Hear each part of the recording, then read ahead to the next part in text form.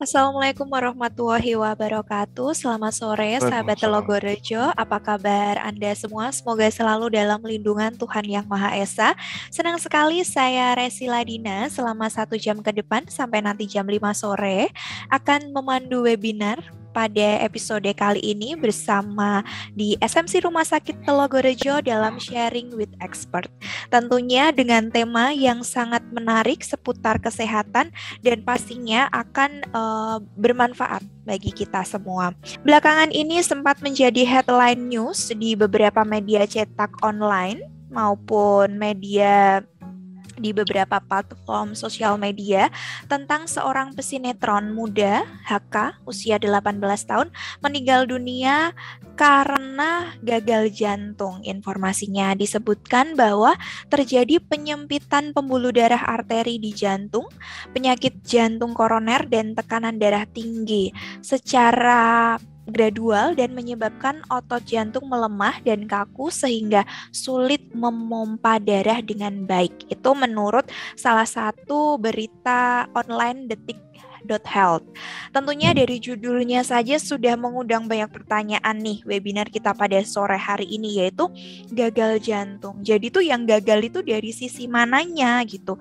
Yang gagal itu seperti apa, kok bisa gagal, kenapa, dan apakah jika orang tua kita memiliki penyakit jantung, kita rentan terserang penyakit jantung atau gagal jantung. Nah, usia apakah berpengaruh? Karena sesuai berita atau headline news yang sedang berkembang belakangan ini adalah usia pesinetron tersebut adalah usia muda. Jadi tentunya usia itu saat ini sudah bisa dibilang tidak menentukan. Jika usianya sudah di atas 40 tahun baru rentan dengan penyakit jantung. Nah, senang sekali dan pastinya sangat menarik kita akan membahas webinar tentang kematian mendadak akibat gagal jantung ini sampai tuntas. Saya persilahkan untuk sahabat Telogorejo jika memiliki pertanyaan nanti bisa langsung diketik di kolom komentar. Tentunya sahabat Telogorejo sudah tahu nih siapakah expertise atau narasumber kita pada sore hari ini yang akan berbagi ilmu dan berbagi pengetahuan. Tentunya sudah bergabung bersama kita pada sore hari ini Dr. Yusuf Suseno, SPJP FIHA. Beliau adalah dokter spesialis jantung yang ada di SMC Rumah Sakit Telogorejo. Dan bisa dibilang jantung merupakan salah satu center of excellence atau salah satu layanan unggulan yang dimiliki oleh Rumah Sakit Telogorejo. Baik, selamat sore Dokter Yusuf. Halo, selamat sore Mbak Resi. Selamat sore. Dokter, Suara saya cukup bagaimana? jelas. Oke. Terdengar jelas, Dokter. Oke. Dokter, bagaimana kabarnya sore hari ini, Dokter? Alhamdulillah masih hidup, masih sehat. Nah, itu satu hal yang disyukuri. Alhamdulillah ya dokter ya. Alhamdulillah. Dokter, sebelumnya kita mengucapkan terima kasih sudah berkenan meluangkan waktu di tengah kesibukan Dokter Yusuf untuk berbagi pengetahuan nih dok, khususnya tentang kematian mendadak akibat gagal jantung. Tentunya dari judulnya saja sudah banyak menimbulkan pertanyaan ya dok ya dari sahabat Telogorejo gitu. Dan banyak mitos-mitos juga yang beredar tentang terlalu lama duduk bisa mengakibatkan jantung rusak. Nah, itu ya dok ya. Otomatis kita pekerja yang sering duduk ini kan jadi harus fokus nih dok mendengarkan pemaparan materi dari dokter Yusuf. Iya, iya. Untuk sahabat Telogorejo silahkan mengetik di kolom komentar, tanyalah sebanyak-banyaknya nggih dok ya. Oke, monggo silakan. Iya, silahkan bertanya, nanti akan langsung dijawab oleh dokter Yusuf. Mungkin langsung saja ya dok ya, kita masuk Oke, ke siap. pemaparan materi. Silahkan dokter. Iya. Oke, terima kasih. Assalamualaikum warahmatullahi wabarakatuh. Selamat bertemu dengan saya Muhammad Yusuf Seno. Buat Bapak Ibu sekalian, saya lihat ada beberapa teman sejawat yang ikut. Perlu saya sampaikan bahwa sebenarnya ini adalah seminar awam, guys, teman-teman. Jadi mungkin apa yang saya sampaikan tidak sangat detail, tapi intinya ini sebenarnya adalah seminar awam untuk para pasien maupun para pemerhati jantung yang lain. Saya akan langsung mulai aja. So, kalau tadi judulnya adalah tentang kematian mendadak pada gagal jantung. Tapi ini saya sedikit perluas sedikit, yaitu kematian mendadak akibat jantung. Ya, karena memang kalau hanya karena gagal jantung, maka kita hanya fokus pada pasien-pasien yang dengan heart failure atau gagal jantung aja. Tapi ini saya lebih perluas ke kematian mendadak akibat jantung. Mengapa dan bagaimana mencegahnya. Oke, so ini ada beberapa berita yang muncul ya. Mungkin November ini ada salah seorang artis ya yang meninggal dunia dan dicurigai karena jantung. Masalahnya adalah memastikan apakah ini benar jantung apa enggak, saya belum tahu karena tidak ada data yang betul-betul sangat akurat dan tidak dilakukan otopsi juga ya. Jadi kita nggak ngerti ya, tapi diduga karena jantung. Betul. Kemudian juga beberapa tahun yang lalu ada penyanyi juga Mike ini juga meninggal mendadak pada usia 32, masih sangat muda. Dan yang kemarin itu ada seorang pemain bola yang kolaps di lapangan dan kemungkinan sebenarnya ada beberapa artikel yang bilang dia mati suri ya. Sebenarnya bukan mati suri tapi jantungnya berhenti mendadak dan kemudian alhamdulillah dengan pertolongan tim medis bisa berhasil kembali lagi gitu. So pertanyaannya adalah bagaimana sih jantung kita bekerja? Ini sebelum kita melangkah ke lebih lanjut ya. Bahwa intinya jantung kita itu kan sekepalan tangan kita ini ya, sekepalan tangan kita, dia berdenyut 70 kali per menit, terus menerus ya. Kalau berhenti kan akhirnya wassalam kan ya. Jadi 70 kali per menit, kurang lebih kalau sebulan itu udah 3 juta kalau 70 kali. Artinya kalau setahun berapa? 3 kali 12 ya, 36 juta ya. Kalau seumur kita misalnya ada yang 40 50 itu berapa? Aduh, sekian ratus juta. Jadi sekian ratus bahkan sekian ribu juta. Dan dia tidak pernah berhenti meskipun tidak kita perintah. Nah, ini adalah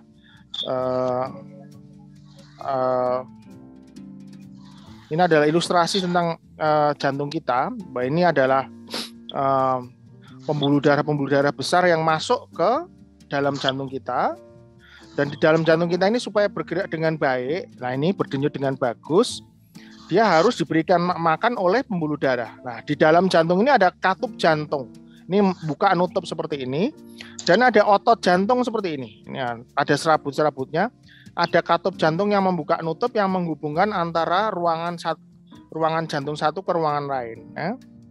Dan ini terus-menerus berdenyut, memompa darah ke seluruh tubuh sesuai dengan kebutuhan kita. Ya, ini adalah gambar-gambar dari klep jantung. Ini otot jantung yang memegang. Ini adalah pembuluh darah koroner. Pembuluh darah koroner ada di luar pada jantung. Dia berfungsi memberikan oksigen kepada jantung kita. Nah, ini saya ulang sedikit. Jadi jantung kita itu ada ruangan. Ada, kalau bahasa Indonesia ada bilik, ada serambi kiri, bilik kiri, ada serambi kanan, ada bilik kanan. Dikelilingi oleh otot-otot. Dan otot-otot ini supaya bekerja dengan baik, secara overall diberi makan oleh ini pembuluh darah ini ya. Jadi kayak saluran airnya gitu, supaya ototnya itu bagus, supaya oksigennya baik ke otot-otot, supaya otot-ototnya itu bisa bekerja dengan bagus. Tapi ada satu hal yang mungkin Bapak Ibu mungkin agak lebih dalam sedikit, bahwa sebenarnya dalam sistem jantung itu ada yang namanya listrik jantung, Bapak Ibu. Di mana listrik jantung ini yang mengatur ritme atau irama daripada jantung. Ya, jadi kan ada otot, ada klep jantung, ada koroner yang memberi makan otot, tapi ada sistem listrik jantung yang dia mengatur irama jantung. Kalau Bapak Ibu meraba denyut jantungnya sendiri, rata-rata yang normal adalah irama jantungnya kan teratur. Duk, duk, duk, duk. Lah ini semua diatur oleh listrik jantung. Nah ini ada namanya sinus node, ya ini cerita aja lah ya. Pokoknya intinya ada satu titik dalam tubuh kita yang sangat penting untuk mengatur irama listrik. Jadi ibaratnya kalau suatu jantung kita bekerja itu kita ada jenderalnya yang memerintah, ayo berdenyut, jedut, ayo berdenyut lagi, jedut, ayo berdenyut lagi, jedut. Ini semuanya listrik jantung yang mempengaruhi. Nah, soal apa yang terjadi pada pasien yang tiba-tiba mengalami kematian mendadak, yaitu, nah ini adalah contoh aja, ini adalah EKG atau rekaman jantung dari seorang pasien yang relatif normal. Lihat ini. Kan kalau ya ibu bapak sih nggak ngerti ECG ya, tapi kalau dilihat garis-garisnya kan teratur ya, jeduk, jeduk, jeduk, jeduk, jeduk, jeduk. Nah ini bapak ibu kalau di EKG kayak gini ini teratur berarti baik ya. Nah apa yang terjadi? Nah kalau seperti ini, lihat ini sangat tidak teratur. Inilah suatu kondisi jantung yang berbahaya yang disebut sebagai fibrilasi ventrikel, di mana fibril itu bergetar. Gitu.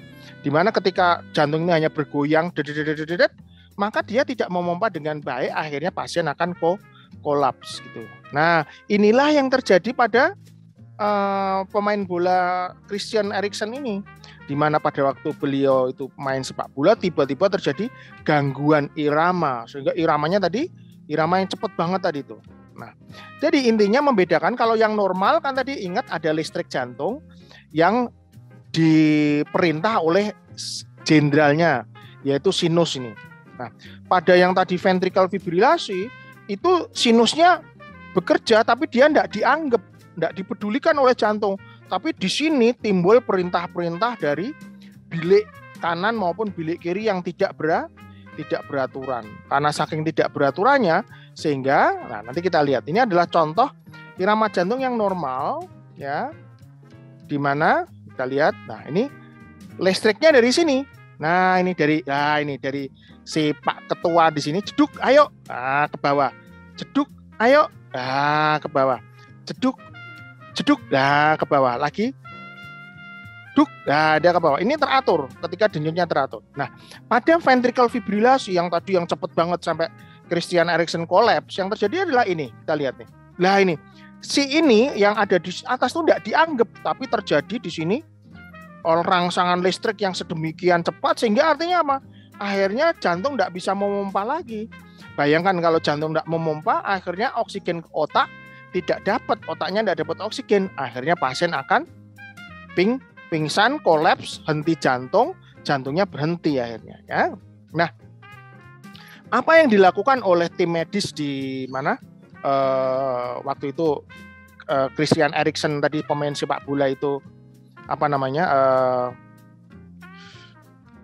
jatuh, itu adalah dilakukan namanya ini resusitasi atau pijat jantung, ya, resusitasi atau pijat jantung. Dan kemudian dia juga dilakukan eksternal defibrilasi, atau kalau Bapak Ibu pernah melihat pernah melihat film-film Jepang atau apa itu, nah ini ada yang dilakukan jebret gitu, listrik jantung namanya dikejut jantung. Nah itu tadi yang dilakukan pada Christian Eriksen, sehingga akhirnya dia balik lagi. Nah dok, kalau misalnya ada kayak alat-alat yang tulisannya ini public access defibrillator atau automated external defibrillator itu gimana? Ini adalah sama. Ini adalah suatu alat untuk kejut jantung pada pasien yang henti jantung. Kita lihat ya, ini di beberapa bandara atau di luar negeri harusnya sudah ada seperti ini. Jadi ini misalnya pas seseorang lagi minum tiba-tiba dia jatuh, ya, maka temannya harus segera merespon dengan datang dan mencoba untuk membangunkan. Halo, tolong dipanggil 911. Ayo cepetan, segera ditolong. Terus kamu, teman yang satu harus mengambil namanya AED. AED itu Automated External Defibrillation. Nah, kemudian kita melihat respon napas, meraba nadi. Oh, nggak ada nadi nih. Maka langsung dilakukan pijat jantung. Ini yang sangat penting. Dan ini yang harus nanti disosialisasikan di mana-mana. Harus dilakukan namanya pijat jantung dulu. Sambil menunggu alat kejut jantung yang portable.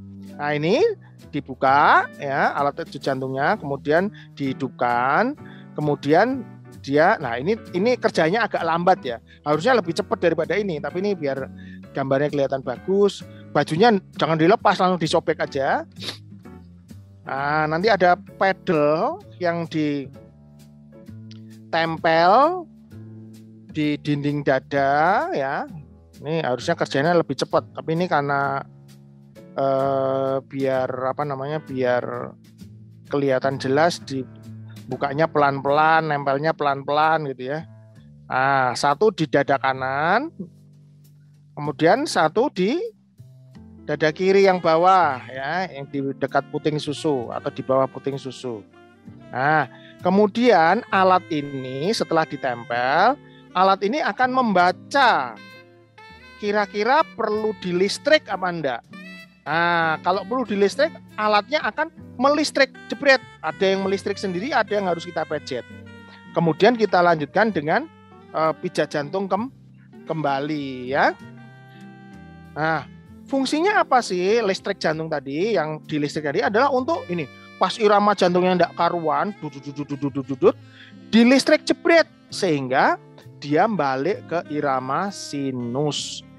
Duk duk duk duk duk duk. Nah, ini kalau dokter kalau dari ini baliklah ke sini, wah leganya bukan main. Karena artinya pertolongan kita berhasil.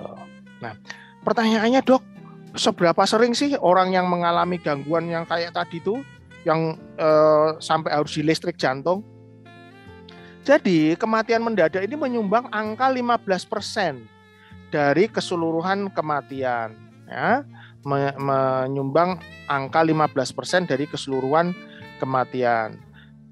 Dan harus diketahui bahwa setengah dari pasien jantung itu meninggal mendadak. Jadi maaf, setengah dari pasien jantung itu meninggal mendadak. Makanya harus hati-hati nih, harus dicari betul penyebabnya apa. Dan bahkan ini, maaf, ini saya ambil dari internet ya. Sebagian besar terjadi pada pasien yang kita sebut resiko rendah. Misalnya almarhum Ashraf. Almarhum Ashraf kan sehat, olahraganya kuat, relatif pola hidup sehat. Kok meninggal mendadak? Dianggap resikonya rendah. Tapi ternyata 2/3 yang meninggal mendadak itu salah satunya adalah pada saudara-saudara kita atau teman-teman kita yang dianggap resikonya rendah untuk jantung. Gitu. Dan kalau di luar rumah sakit, kemungkinan selamatnya kurang dari 5%. Nah, Christian Eriksen ini termasuk orang-orang yang sangat beruntung ya, karena dia selamat gitu. Kalau ini terjadi di luar rumah sakit, biasanya pasien akan meninggal. Kecuali kalau sigap dan ada alat tadi, yang AED tadi yang ditempel, kemudian begitu henti jantung kita tempel ke pasien yang berhenti jantung dan kita lakukan kejut jantung. Nah, penyebab kematian mendadak apa toh ternyata setelah diteliti itu ternyata sebagian besar 75% itu dari penyakit jantung koroner Bapak Ibu ya, penyakit jantung koroner, dan 15% dari gangguan otot jantung namanya kardiomiopati. Kemudian yang lain ada dari aritmia atau gangguan listrik jantung, ada valvular atau gangguan katup jantung, dan yang lain-lain 3%. Tapi ternyata sebagian besar 75% dari penyakit jantung koroner, 15% dari gangguan otot jantung. Lihat ini, 75% dari penyakit jantung koroner. Kenapa kok bisa terjadi 75% kayak gitu? Lihat, pada penyakit jantung koroner ada penyempitan kan, ya. Pembuluh darah mengalami penyempit sehingga aliran darah kurang baik. Lihat, ini adalah koroner yang normal seperti ini, di mana aliran darah lancar sampai ke bawah. Nah, pada pasien yang serangan jantung, aliran darahnya mampet di sini. Akibatnya apa? Area yang masuk ke bawah nggak ada. Akhirnya ototnya ini, karena di sini ada penyempitan atau penyumbatan di sini, akhirnya otot di bawah itu nggak dapat oksigen. Nah, otot di bawah ini yang tidak dapat oksigen mengalami kerusakan atau damage, dan akhirnya otot yang tidak bagus itu tidak dapat oksigen, itu termasuk otot-otot yang akhirnya nyuwun sewu kalau bahasa Jawanya balelo atau ngawur tadi, atau tidak benar tadi, sehingga dia mengganggu pusat listrik jantung dan terjadilah ini namanya gangguan irama jantung, namanya ventricle tachycardia, atau bahkan yang kayak tadi yang nah itu yang akhirnya pasien terjadi kolaps ya seperti ini, karena ototnya tidak dapat oksigen. Akhirnya ototnya kan rusak. Kalau otot rusak kan dia kadang-kadang ngawur, nggak mau dia nurut sama nggak mau nurut sama perintah sang komandan yang seharusnya dia patuhi. Akhirnya terjadi ini. Nah, terjadi ini ventricular fibrilasi, di mana jantung nggak mempa karena listriknya terlalu banyak di sini. Jantung cuma bergetar aja, bergetar aja dia. Akhirnya nggak mempa. Akhirnya yang ke pembuluh darah otak nggak dapat oksigen, macam-macam, termasuk otot jantung makin rusak karena jantung kan nggak dapat oksigen juga. Akhirnya pasien meninggal, kecuali kalau dilakukan tadi kejut jantung, baik di rumah sakit pakai alat yang besar maupun pakai alat yang portable tadi, yang automatic external defibrillation namanya. Nah, itu sebabnya karena 75% dari penyakit jantung koroner, maka kita harus tahu cara mencegah dan mendeteksi dini penyakit jantung koroner. Kita harus tahu nih faktor resiko PJK, penyakit jantung koroner apa aja.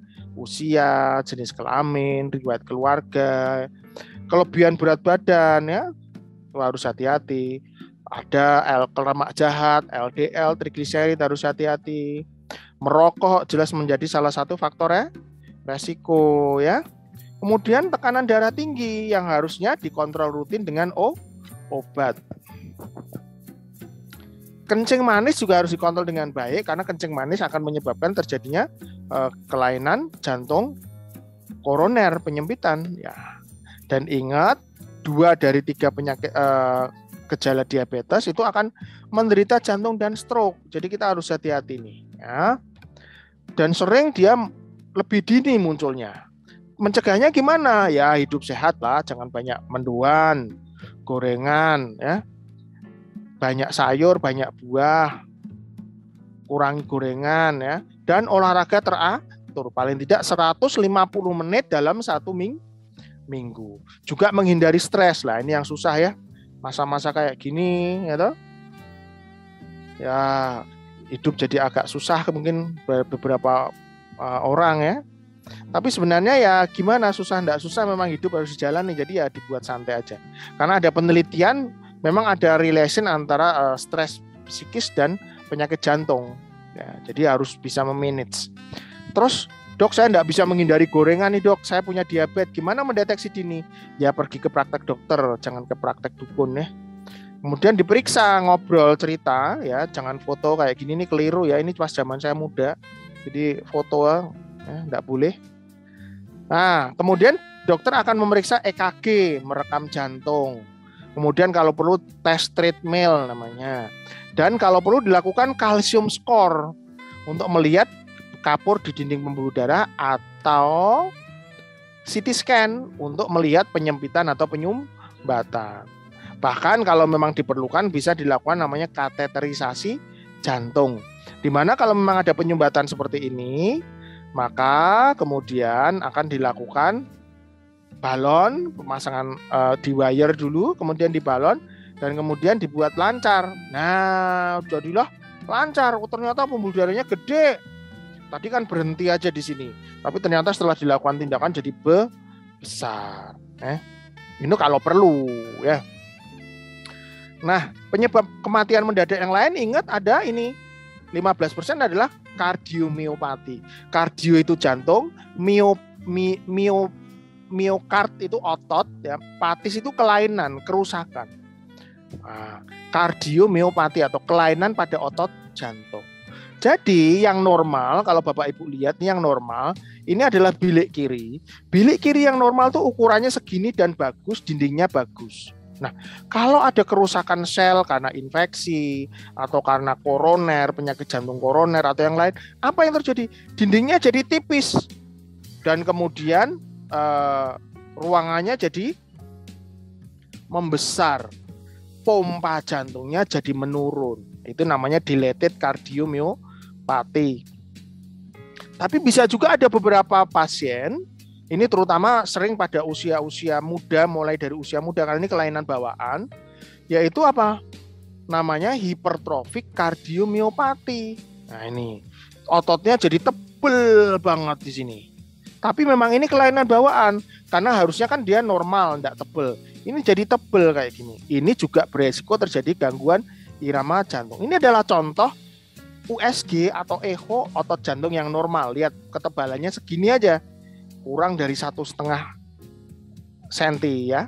Nah kita lihat kalau ya ini jadi tipis banget, dan kita lihat pompa jantungnya jadi letoy, dindingnya menipis. Ini salah satunya bisa karena koroner, bisa karena infeksi, dan taunya dari mana? Ini dari echo namanya. Nah ini yang tadi namanya yang disebut dilated cardiomyopathy tadi, ototnya tipis. Nah ini tipis ototnya. Harusnya yang normal seperti ini. Nah, normal seperti ini menipis dan pompa jantungnya turun. Nah, ini yang disebut gagal jantung, Bapak Ibu.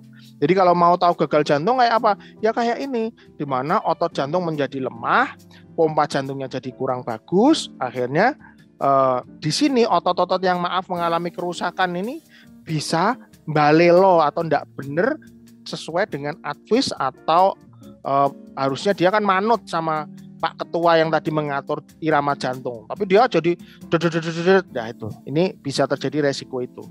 Nah, tapi itu tidak berlaku pada yang rata-rata yang usia muda tadi, misalnya seperti Christian Eriksen, kemudian ditengarai beberapa artis dan lain-lain. Kemungkinan ini adalah yang terjadi bukan dari penyakit kardiomyopati yang jantungnya membesar, tapi dari otot jantung yang menebal, namanya hipertrofik kardiomyopati. Ini paling sering kita lihat. Kalau tadi otot jantung yang normal seperti ini bagus ya, tidak tebal banget. Kita lihat bandingkan dengan gambar ini, lihat nih, ototnya jadi tebal banget Bapak Ibu, kayak gini. Tebal banget. Ketika tebal banget di sini mudah terjadi gangguan irama di sini, fokus ektopik yang kemudian mengganggu, gangguan listrik jantung yang mengganggu, kemudian timbul gangguan irama jantung. Ini tebel banget kayak gini nih. Ya, tebel banget. Harusnya separuhnya ini aja tebelnya otot jantung ini, tapi jadi tebel banget. Ya, 2 kali lipatnya. Terus Dok, bagaimana kalau mau tahu tentang kardiomyopati atau gangguan otot itu? Ya satu ya, sekali lagi bertemu dokter. Dokternya enggak harus ganteng kayak gini ya, saya juga bisa ya. Kalau ini sih adanya di sinetron sama di Korea. Jadi sampaikan keluhannya, ada nyeri dada apa enggak, berdebar. Nah, riwayat yang paling penting adalah riwayat pingsan. Karena pingsan ini bisa beresiko terjadi suatu gangguan irama sebenarnya. Kemudian riwayat keluarga itu harus disampaikan. Kalau misalnya maaf ada keluarga dari Bapak Ibu yang pernah meninggal mendadak, maka itu harus sangat dipikirkan ada suatu gangguan keturunan, gangguan otot jantung atau listrik jantung. Nah, nanti akan dicari oleh dokter, misalnya pada lewat ECG-nya. ECG-nya khas kadang-kadang seperti ini, yang dalam-dalam kayak gini, kemudian didengarkan pakai stetoskop, ada suara jantung yang kurang baik. Tapi kadang-kadang memang perlu dilakukan ini, echo, yaitu USG jantung. Sehingga kita lihat tebel banget ini di sini. Ya, yang tahu tebel enggaknya ya dokter ya. Tapi intinya ini tebel, lebih tebel daripada biasanya. Karena harusnya otot jantung yang normal seperti ini, ya cukup, enggak terlalu tipis tapi juga enggak tebel. Ini jadi tebel banget kayak gini. Ini 2 kali lipatnya daripada ini kan? Ini 2 kali lipatnya daripada ini. Ya. So, Dok, ini saudara saya memang ototnya tebel, atau saudara saya ini jantungnya memang udah besar, pompa jantungnya udah turun di bawah 35%, pompanya, kekuatannya. Terus gimana nih? Kalau sudah ada kelainan gimana? Satu, kalau ada penyebabnya ya diobati, misalnya dengan dipasang ring misalnya. Jadi kalau penyebabnya penyakit jantung koroner ya dilakukan kateterisasi, dan kalau perlu dipasang ring. Jadi yang sempit seperti ini jadi lebar karena di dalamnya sudah ada ringnya. Kedua juga minum obat ya. Sekali lagi obat dari dokter. Dokternya tidak harus ganteng-ganteng dan cantik-cantik seperti ini ya. Dokter yang biasa aja juga boleh. Oke, nah Dok, terus kalau ternyata kata dokter saya itu pompa jantungnya turun, otot jantungnya tebel, saya punya koroner, gimana caranya? Nah, ada namanya pemasangan alat patu jantung, dan ini yang dipakai oleh Christian Eriksen. Pada Christian Eriksen memakai ICD, intracardiac defibrillator. Jadi itu adalah alat kejut jantung yang listriknya dipasang di sini, generatornya dipasang di sini, kabelnya masuk lewat vena, masuk sampai ke jantung kanan di sini. Nah, ditanam di sini. Apa fungsinya. Jadi kalau misalnya maaf ya, Christian Eriksen lagi jalan-jalan di mall, tiba-tiba terjadi serangan jantung kayak kemarin lagi, itu nggak perlu menunggu orang untuk memompa jantung dan lain-lain, tapi langsung dia bisa mendeteksi alat ini. Oh, ada gangguan tadi yang nggak teratur tadi, langsung dia memberikan defibrilasi, jedet gitu. Nah, ini adalah indikasinya. Ini secara medis. Nah, alat itu akan mirip kayak defibrilator yang dipakai di film-film tadi, jedek, 2 tangan tadi, tapi ini masuk langsung di dalam jantung, jadi irama jantung yang tidak teratur, di jedek, di defib, sehingga dia balik normal. Supaya apa? Supaya Christian Eriksen tidak harus nempel-nempel di dekat rumah sakit terus, ya. Dan akhirnya Christian Eriksen bisa kerja lagi. Nah, walaupun belum tentu bisa main di Italia ya, apa bisa main di Liga Inggris saya juga nggak ngerti. Tapi ya pasti tim akan agak pikir-pikir juga menyuruh dia kerja itu ya. So jadi kesimpulannya dari apa yang bisa saya sampaikan adalah kematian mendadak akibat jantung itu sebenarnya bisa dicegah, yaitu dengan deteksi dini, dan itu sangat-sangat penting deteksi dini itu ya. Kemudian kalau kita udah tahu pengobatan yang tepat, kalau koroner ya diobati, kalau misalnya dia ada pompa jantung yang rendah ya diobati, diberikan obat, dan kalau perlu intervensi yang tepat adalah kunci. Oke? Saya kira itu yang bisa saya sampaikan kepada Bapak Ibu semua. Semoga bermanfaat. Terima kasih. Wassalamualaikum warahmatullahi wabarakatuh. Waalaikumsalam warahmatullahi wabarakatuh.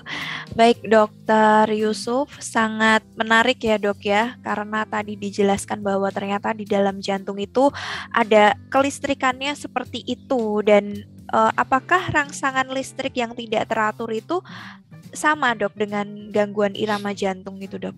Rangsangan listrik yang tidak teratur bisa, ya itu adalah penyebab dari kalau berlanjut terus akhirnya menjadi henti jantung, Pak. Oke. Baik Dokter Yusuf, ini sudah banyak sekali pertanyaan yang masuk dok di kolom komentar.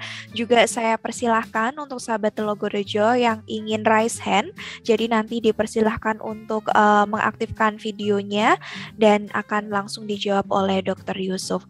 Sekali lagi saya sampaikan ke seluruh sahabat Telogorejo, jangan lupa untuk mengisi link absensi yang ada di kolom komentar dengan cara diklik saja kemudian dilengkapi data dirinya. Baik, Bu Titik Suryanti, dokter, apakah dalam dunia kedokteran angin duduk itu sama dengan serangan jantung? Bagaimana ciri angin duduk dan penanganan pertama pada pasien agar tertolong? Oke, jadi bisa saja yang disebut angin duduk itu sebenarnya adalah istilah medisnya namanya angina pectoris. Jadi angina pectoris atau gejala awal dari serangan jantung, di mana ada nyeri dada yang agak lumayan, kemudian seperti ditimpa benda berat ya, itu bisa. Apa yang harus dilakukan? Satu, pasiennya harus istirahat langsung, tidak boleh jalan, tidak boleh kemana-mana, duduk langsung istirahat. Kalau memang itu khas seperti penyakit jantung yang ditimpa benda berat, ya maka diberikan obat misalnya isosorbit atau sedokart, atau diberikan obat plus pengencer darah misalnya aspirin. Kemudian langsung dibawa ke rumah sakit. Ya, harus segera dibawa ke rumah sakit. Jangan dikeroi, jangan dikasih diblonyoi, jangan dibawa ke dukun dulu ya, tapi langsung dibawa ke UGD, karena itu kita harus berpacu sama waktu gitu Mbak Resi. Oke, baik dokter, kita mungkin ke sahabat Telogorejo yang sudah raise hand dulu ya dok ya, kepada Pak Suprayono Yon. Kami persilahkan Pak. Selamat sore Pak Suprayono. Pripun Pak? Ya, saya menanyakan dokter, untuk mempertahankan pompa jantung kita supaya biar stabil terus, bagaimana caranya dok? Terima kasih. Baik, terima kasih Pak Suprayono. Oke, terima kasih. Oke, langsung saya jawab ya Mbak Resi. Jadi intinya ini pertanyaan pribadi Pak Suprayono ya. Jadi intinya Pak Suprayono, yang paling penting adalah minum obat. Karena kebetulan Bapak sudah pernah saya pasang stent ya. Jadi aliran darah dalam stent yang kita pasang harus bagus supaya suplai oksigen itu baik gitu. Salah satu menjaganya gimana? Yaitu dengan minum pengencer pengencer darah, ya kan, supaya aliran darahnya lancar. Kemudian ada obat-obat yang lain seperti obat kolesterol, obat untuk menstabilkan tensi, ya itu semua untuk menjaga supaya tidak terjadi penyempitan lagi. Nah, itu yang harus diminum. Intinya minum obat, kontrol rutin agar tetap pompa jantung tetap baik. Oke, baik. Selanjutnya Ibu Endang Yulianti, kami persilahkan Ibu. Terima kasih. Assalamualaikum warahmatullahi wabarakatuh. Waalaikumsalam. Selamat sore, Dok. Sebenarnya sudah agak terjawab dengan yang Ibu Endang yang tadi sih. Saya beberapa waktu yang lalu itu mengalami yang saya belum pernah merasakan, seperti sakit emah, Dok, tapi sangat ekstrim begitu. Dan kemudian saya bingung sebenarnya. Apakah yang ingin saya tanyakan, apakah itu memang mah yang sendiri atau memang kaitan dengan sakit jantung gitu, Dok? Oke, baik. Terima kasih Bu Endang. Oke, terima kasih Bu Endang. Ya Bu, jadi untuk membedakan memang harus dilakukan pemeriksaan ya. Misalnya dilakukan pemeriksaan EKG. Pada waktu Ibu tadi sakit, kita periksa EKG. Kemudian kita evaluasi bagaimana tingkat nyerinya, apakah berkaitan dengan aktivitas apa enggak, apakah berlangsung selama berhari-hari misalnya. Kalau nyerinya itu berlangsung berhari-hari, itu biasanya bukan jantung. Nah, karena kalau jantung biasanya hitungannya jam, menit sampai jam. Misalnya 10 menit, 15 menit, 30 menit, 1 jam, 2 jam. Atau ketika jalan cepat sakit, tapi ketika istirahat tidak sakit. Nah, itu khas ke arah jantung. Tapi kalau misalnya 3 hari, Dok, ulu hati saya sakit terus selama 3 hari, ya itu biasanya memang mungkin lebih banyak ke lambung, betul-betul lambung. Karena kalau itu karena jantung, biasanya pasien udah kolaps tuh, udah nggak bisa jalan gitu. Karena berarti ada terjadi kerusakan sel otot jantung yang luas. Jadi ketika pasien serangan jantung itu nyeri, itu sebenarnya nyeri adalah manifestasi dari otot jantung yang merasa tidak dapat oksigen. Otot yang tidak dapat oksigen itu ngomong sama tubuh kita, aku sakit loh. Dengan apa? Dengan keluhan nyeri. Salah satunya beberapa pasien keluhan nyeri ada di ulu hati. Nah, kalau itu karena jantung sampai 3 hari gitu, waduh itu udah kolaps itu. Biasanya pasien udah enggak ada. Saya kira gitu. Oke, baik. Selanjutnya untuk atas nama Nandi Pratama, silahkan. Jadi intinya sebenarnya dokter akan menilai seberapa berat sih ini beliau ini dengan penyakit jantung koroner. Kalau misalnya kalau misalnya pasien ini memang ada penyakit jantung koroner dan belum dilakukan tindakan misalnya ya, masih ada penyempitan, pembuntuan di beberapa tempat, itu pasti dokter akan harus hati-hati Pak gitu, nggak boleh terlalu ekstra, terlalu berlebihan gitu. Tapi misalnya ini udah beres semuanya, udah dipasang stent atau sudah di bypass, atau ternyata penyakit jantung koroner itu masih belum signifikan, dokter akan mengizinkan pasien untuk aktivitas dan olahraga gitu, yang bahkan kadang-kadang cukup berat ya. Tetapi terutama juga harus diukur. Salah satunya mengukurnya misalnya dengan treadmill test dulu. Dengan treadmill test dokter akan melihat, oh ternyata pasien saya ini sampai titik ini tuh aman untuk aktivitas, untuk jalan, untuk melakukan olahraga ini ya. Nanti dari treadmill test akan lebih akurat. Tapi secara umum tidak boleh memaksakan diri. Kalau secara umum untuk pasien jantung koroner tetap olahraga, tetapi tidak boleh memaksakan diri, tidak boleh misalnya angkat berat atau push up. Ya itu saya anjurkan untuk dihindari. Tapi kayak jogging, sepedaan ya, berenang gitu ya. Berenang itu masih bisa. Saya kira demikian Mbak Resi. Mungkin 2 atau 3 pertanyaan lagi. 3 pertanyaan lagi. Oke, baik Dok. Dari Christina, bagaimana detak jantung jika tidak teratur? Tiba-tiba cepat, tiba-tiba lambat dalam kasus hipertiroid. Apakah berbahaya, Dok? Ya, kalau ini saya enggak tahu apa yang terjadi pada Ibu Christina, bahwa intinya kalau enggak teratur, jadi kadang-kadang pelan, kadang-kadang lambat, kemudian pelan lambat, kemudian cepat, kemungkinan yang terjadi adalah gangguan irama jantung yang namanya atrial fibrilasi. Jadi kalau yang tadi yang saya sebut berbahaya itu ventricle itu dari bilik. Tapi ada gangguan irama yang dari serambi, namanya atrial fibrilasi yang dari atas, jantung bagian atas. Nah, kalau atrial fibrilasi ya cukup berbahaya itu. Berbahayanya adalah nyun sewu pada pasien dengan atrial fibrilasi. Ini sering pada beberapa pasien dengan hipertiroid. Salah satunya bisa terjadi resiko stroke. Kalau dari pelan jadi lambat, pelan lambat jadi cepat itu bisa terjadi stroke. Tapi bisa juga sampai 180-nya ternyata irama jantung yang lain ya, itu bisa beda, misalnya supraventricular tachycardia itu agak berbeda. Tapi anjuran saya sih kalau bisa ke dokter jantung Bu Christine, sehingga bisa kita evaluasi dan dikontrol. Dikontrolnya dengan apa? Dengan obat untuk mengontrol supaya denyutnya enggak terlalu berlebihan sampai 180. Juga kalau memang nyun sewu termasuk yang beresiko ada stroke, bisa mendapatkan pengencer darah yang sesuai supaya untuk mencegah stroke. Oke. Gitu Mbak Resi. Baik, pertanyaan terakhir ya dok ya. Siap. Apabila pada seseorang dengan post-COVID syndrome dengan gejala jantung berdebar-debar dan dites EKG dan EKO hasilnya normal. Jadi kira-kira apa dok penyebab jantung berdebar-debar tersebut? Tes lanjutan apa sebaiknya yang harus dilakukan? Dari siapa ya, Mbak? Dari atas nama Ibu Rabiatun. Oke, jadi gini Ibu Rabiatun. Jadi kalau pada pasien yang post COVID kemudian merasa jantungnya berdebar-debar, tapi di echo normal, di treadmill normal, maka yang paling penting adalah memastikan berdebarnya ini kelainan jantung atau bukan gitu. Maksudnya gini, ketika ada keluhan deg-degan, deg-deg, itu ada dua kemungkinan. Pertama, kayak saya deg-degan. Kalau dimarahin sama Mbak Resi misalnya, saya deg-degan tuh. Mbak Resi cemberut, marah, jengkel lah, saya deg-degan. Itu deg-degan. Tapi kalau dihitung, dipegang denyut nadinya saya, itu normal. Pasien merasa berdebar. Ngerti nggak maksud saya? Tapi secara fisik sebenarnya normal, karena itu berasal dari psikis. Itu bisa. Tapi bisa aja memang berdebar, artinya terjadi gangguan irama jantung. Nah, caranya bagaimana? Caranya adalah dengan pemeriksaan namanya Holter. Nah, Holter itu dilakukan perekaman selama 24 jam sehingga kita bisa melihat nih, nanti kalau pas Ibu ada deg-degan, Ibu akan nulis berdebar jam 15.30 gitu, atau jam 16.00 atau jam 17.00 ketika nonton Dr. Yusuf saya berdebar gitu ya. Nah, nanti alatnya itu akan merekam irama jantungnya Ibu pas pada saat itu juga. Nanti kita bisa cocokkan. Oh, pas Ibu ada keluhan berdebar, apa sih yang terjadi? Apa betul-betul ada gangguan irama yang tidak teratur, atau maaf itu hanya psikis Ibu saja.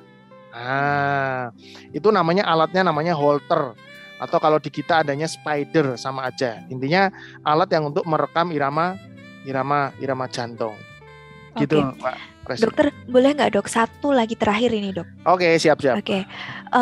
Dari atas nama Nyayu Agustina, apakah jantung bocor bisa terjadi secara tiba-tiba di usia dewasa?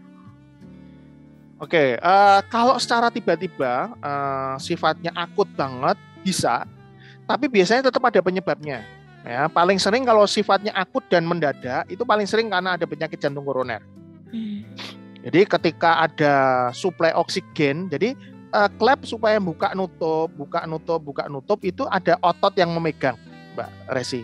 Nah, ketika suplai oksigen ke otot ini berkurang karena ada penyumbatan, maka akhirnya otot yang memegang klep kan tidak bekerja dengan baik. Akhirnya klepnya tidak bisa nutup dengan sempurna. Akhirnya terjadi kebocoran klep. Nah, itu kalau mendadak sifatnya paling sering karena koroner. Ya, tapi ada juga yang lain juga bisa sih, tapi sebenarnya agak jarang. Biasanya prosesnya lebih pelan, lebih alon-alon gitu. Misalnya karena infeksi, itu juga bisa terjadi kebocoran klep. Atau karena usia sehingga terjadi klepnya itu menjadi tebal. Nah, itu bisa. Tetapi itu biasanya prosesnya tidak mendadak, ya. Tetapi prosesnya pelan-pelan gitu. Nah, Oke. Saya kira gitu, demikian Mbak Resi. Oke, Dokter Yusuf. Terima kasih dok, sangat lengkap ya dok ya penjelasannya pada episode kali ini tentang kematian mendadak akibat gagal jantung. Untuk seluruh sahabat Logorejo, mohon maaf jika tidak semua pertanyaan kita bacakan karena keterbatasan waktu. Jadi untuk sahabat Logorejo yang ingin bertanya atau konsultasi mendalam dengan Dokter Yusuf, bisa nanti langsung datang ya dok ya ke Rumah Sakit Logorejo, konsultasi langsung maupun konsultasi online melalui WA video call. Bisa reservasi terlebih dahulu di 02486466000. Dan juga dokter, mungkin sebelum kita menutup acara ada take home message dulu nih dok untuk sahabat Logorejo. Jadi intinya buat Bapak Ibu atau teman-teman yang khawatir ya melihat ada berita-berita tentang meninggal mendadak dari artis atau apa, ya kalau khawatir ya check up aja. Minimal yang harus dicek misalnya ECG, rekaman jantung, ketemu dokter, didengarkan pakai stetoskop ada suara bising apa enggak ya dari EKG. Dan kalau memang yang masih usia muda kayak Christian Eriksen dan lain-lain, salah satunya adalah mungkin dengan melakukan echokardiografi USG jantung. Karena dengan USG jantung kita tahu ketebalan otot, ototnya tebel nih ya. Ketika ototnya tebel kita harus hati-hati ya gitu. Nah, saya kira sih demikian. Jadi intinya penyakit jantung salah satunya termasuk yang kematian mendadak ini sebenarnya bisa dicegah, bisa dideteksi secara dini kalau kita mau memeriksakan, dan kalau memang ada masalah nanti bisa diobati, dan kalau perlu dilakukan intervensi. Misalnya kalau koroner ya dipasang stent atau bypass, minum obat, dan kalau perlu dipasang tadi intrakardiak defibrilator untuk mencegah terjadinya serangan jantung yang tidak diketahui. Saya kira demikian Mbak Resi. Oke, baik, sekali lagi kami ucapkan terima kasih untuk sahabat Telogorejo yang sudah bergabung. Semoga apa yang kita sampaikan pada sore hari ini bermanfaat untuk kita semua. Jangan lupa follow Instagram kita di @rs.telogorejo dan subscribe channel YouTube kita di SMC RS Telogorejo. Saya mewakili seluruh tim yang bertugas. Mohon maaf jika ada kesalahan dan ketidaknyamanan. Saya Resi Ladina pamit undur diri. Wassalamualaikum warahmatullahi wabarakatuh. Waalaikumsalam warahmatullahi wabarakatuh.